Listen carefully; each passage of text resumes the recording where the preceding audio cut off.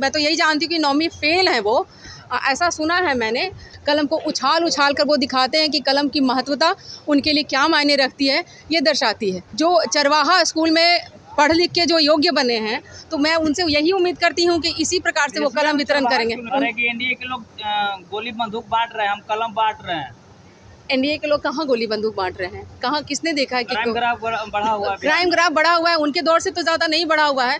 नमस्कार, आप बोले भारत देख रहे हैं। मैं हूं आपके साथ कमलेश। नेता प्रतिपक्ष तेजस्वी यादव का बिहार अधिकार यात्रा के दौरान कई तस्वीरें निकल करके सामने आई है, जिसको लेकर के खूब बवाल हो रहा है। और देखिए, नेता प्रतिपक्ष तेजस्वी यादव मोकामा क्षेत्र पहुंचे तो घोड़ा दौड़ाते हुए नजर आए, कलम बांटते हुए नजर आए, जिस पर पूरा बवाल मचा हुआ है। ऐसे में केंद्रीय मंत्री चिराग पासवान की शेरनी सोनम पासवान खूब गुस्से में है। क्या कुछ कह रही है, सबसे पहले आप वो सुने। देखिए, हम लोग आरा के शाहबाद 8 जून से हम लोगों ने कार्यक्रम की शुरुआत की थी। तब से लेकर के हम लोग ये 7वां कार्यक्रम करने जा रहे हैं। और जिस प्रकार से हम लोगों ने पिछले जितने भी कार्यक्रम हुए, काफ़ी ज़्यादा जनता का प्यार और स्नेह मिला और काफ़ी ज़्यादा सहयोग मिला। और वो सारी कार्यक्रम जितने सफल हुए हैं, उसी प्रकार से ये कार्यक्रम भी बहुत ज़्यादा सफल होने जा रहा है। कितनी की संख्या में लोग आने की तकरीबन 2.5 से 3 लाख लोग यहाँ पे मौजूद होंगे, ऐसी मेरी जानकारी मुझे मिली है। कितने बजे कल का कार्यक्रम है? कल जो कार्यक्रम होने जा रहा है 1:30 बजे से कार्यक्रम शुरू होगा। हमारे राष्ट्रीय अध्यक्ष जी 1:30 से 2 बजे के बीच यहाँ मौजूद हो जाएंगे। जनसभा के दौरान किन किन मुद्दों पर ज़्यादा फोकस रहेगा पूर्णिया की, खास अगर बात करें तो सीमांचल को लेकर?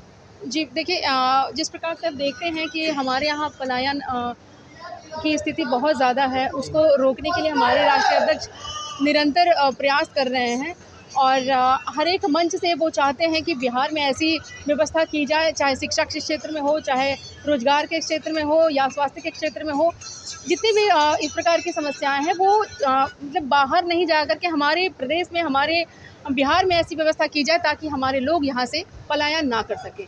मतलब खास मुद्दा आपका पलायन रह सकता है इसमें, स्वास्थ्य पलायन और शिक्षा, ये दोनों मुद्दा है जो काफ़ी ज़्यादा अभी हमारे बिहार के लिए काफ़ी गंभीर समस्या बन चुकी है। और इसको किस प्रकार से परिवर्तित करना है, इसलिए हमारे राष्ट्रीय अध्यक्ष माननीय श्री चिराग पासवान जी प्रयास कर रहे हैं। और बहुत जल्द हम लोग गठबंधन की सरकार बनाएंगे और इस ओर ज़्यादा अच्छे से काम कर सकेंगे। जिस तरह से बिहार के मुख्यमंत्री नीतीश कुमार सौगात पे सौगात देते जा रहे हैं, क्या लगता है कि आपकी तरफ से कोई सहयोग नहीं चलेगा केंद्रीय मंत्री की तरफ से? पैच हाँ, सवाल क्या था? बिहार जिस तरह से नए नए सौगात नीतीश कुमार ने हर क्षेत्र में दे रहे हैं, युवाओं को देख रहे हैं, महिलाओं को देख रहे हैं, और खासकर बुजुर्ग को भी उन्होंने देखा, तो इस पर क्या कहना है? देखिए, ये हमारे मुख्यमंत्री जी की खासियत है कि बिहार की जनता के डेवलपमेंट के लिए निरंतर वो डबल इंजन की सरकार यहाँ चल रही है। और हमारे मुख्यमंत्री जी महिलाएं, युवाओं को विशेष रूप से सपोर्ट करते हैं और उनको चाहते हैं कि वो, चूँकि हमारी बिहार के विकास के लिए यहाँ की युवा वर्ग ही प्रायोरिटी रखते हैं, और इसलिए इनके डेवलपमेंट के लिए हमेशा वो निरंतर प्रयास कर रहे हैं। जी, सीट शेयरिंग को लेकर जिस तरह से चिराग पासवान ने भी कहा कि 1-2 सीट रहेगा तो हम लोग चलेगा, इस पर क्या करना है? 1-2 सीट रहेगा तो 1-2 सीट में तो ऊपर भी नीचे रहेगा भी चलेगा। देखिए, जितना उन्होंने मांग किया उससे चलेगा 1-2 सीट से। देखिए, मैं बताती हूँ उसका, आपके प्रश्न का उत्तर मैं बता देती हूँ। क्वालिटी और क्वांटिटी की बात करते हैं। हाँ जी, हमारे राष्ट्रीय अध्यक्ष ये नहीं देखते कि हमें सीटें ज़्यादा मिले, हमें ये देखना है कि हमें वो सीटें मिले जिसपे हमारी मतलब पार्टी को मजबूती मिले और वहाँ से हम लोग रनर साबित हों। तो ऐसी कोई भी व्यवस्था नहीं होनी चाहिए कि हमें सीटें ज़्यादा मिले, ये तवज्जो नहीं रखता है। क्योंकि हम लोग गठबंधन में हैं और हम लोगों की जिम्मेदारी बनती है कि गठबंधन के जितने भी सहयोगी हैं, सबको आपस में अपना परफॉर्मेंस दिखाने का मौका मिले। क्या लगता है जिस तरह से विपक्ष में आवाज़ उठाते रहा है और लोग कहते हैं कि बिहार के जो मुखिया नीतीश कुमार है कहीं ना कहीं लोग रिटायर हो गए, ऐसा लोग कहते हैं। अगर रिटायरमेंट के वक्त इतने पावरफुल डिसीजन लेते हैं बिहार के विकास के लिए, बिहार की महिलाओं के विकास के लिए, जिस प्रकार से वो महिलाओं को आरक्षण दे रहे हैं, अनेक क्षेत्र में दे रहे हैं, सरकारी रोजगार में भी 33% का जो उन्होंने आरक्षण दिया है, तो अगर वो रिटायरमेंट की स्थिति में होंगे तो क्या इस तरह के डिसीजन मेकर बन सकते हैं क्या? बीते दिन देखा गया है कि एयरपोर्ट की सौगात पूर्णिया को दी गई है, इस पर क्या कहना है? देखिए, ये हमारे बिहार के लिए गौरव की बात है। और चूँकि ये बहुत ज़्यादा ज़रूरत थी यहाँ पूर्णिया के ज़िले में, और इस प्रकार से जो सौगातें मिली है, इसके लिए मैं प्रधानमंत्री नरेंद्र मोदी जी का मैं तहे दिल से स्वागत करती हूँ। और हम यहाँ के जो मुख्यमंत्री नीतीश कुमार जी हैं, उनका भी तहे दिल से स्वागत करती हूँ। तेजस्वी यादव यात्रा में निकले हुए हैं और कलम बांट रहे हैं। जिस तरह से बांटा है, आपने वीडियो देखा होगा जी, क्या कुछ कहेंगे?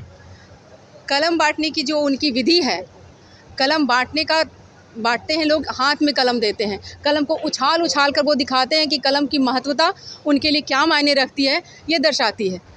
तो जब उनको जो चरवाहा स्कूल में पढ़ लिख के जो योग्य बने हैं, तो मैं उनसे यही उम्मीद करती हूँ कि इसी प्रकार से वो कलम वितरण करेंगे। पढ़े हैं।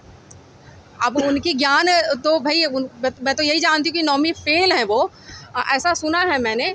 और मैं अरे कि एनडीए के लोग गोली बंदूक बांट रहे हैं, हम कलम बांट रहे हैं। एनडीए के लोग कहाँ गोली बंदूक बांट रहे हैं? कहाँ, किसने देखा है कि क्राइम ग्राफ बढ़ा हुआ है। क्राइम ग्राफ बढ़ा हुआ है? उनके दौर से तो ज़्यादा नहीं बढ़ा हुआ है। आईएएस की पत्नियां सुरक्षित नहीं थी उस दौर में। बहुत सारी ऐसी चीज़ें हैं जो मैं डिस्कस कर सकती हूँ। तो आपने सुना सोनम पासवान का, वो क्या कुछ कहते हुए नजर आ रही है, क्योंकि तेजस्वी यादव ने जो कलम बांटी है और कई जगह तेजस्वी यादव कलम बांटते हुए नजर आए। तेजस्वी यादव ने खुद ही कहा कि लोग, एनडीए के लोग तलवार बांटते हैं और हम कलम बांटते हैं, कलम से भविष्य संवरता है युवाओं का, बच्चों का। और उस पर देखिए बवाल मच गया है। और सीधे तौर पे चिराग पासवान की शेरनी कह रही है कि इनके माता पिता के शासनकाल में क्या हुआ करता था, लेकिन तेजस्वी यादव के इस कलम बांटने वाले चीज़ों को लेकर के पूरी तरीके से विपक्ष के लोग जो हैं परेशान हैं, सत्ता पक्ष के लोग काफ़ी परेशान हैं।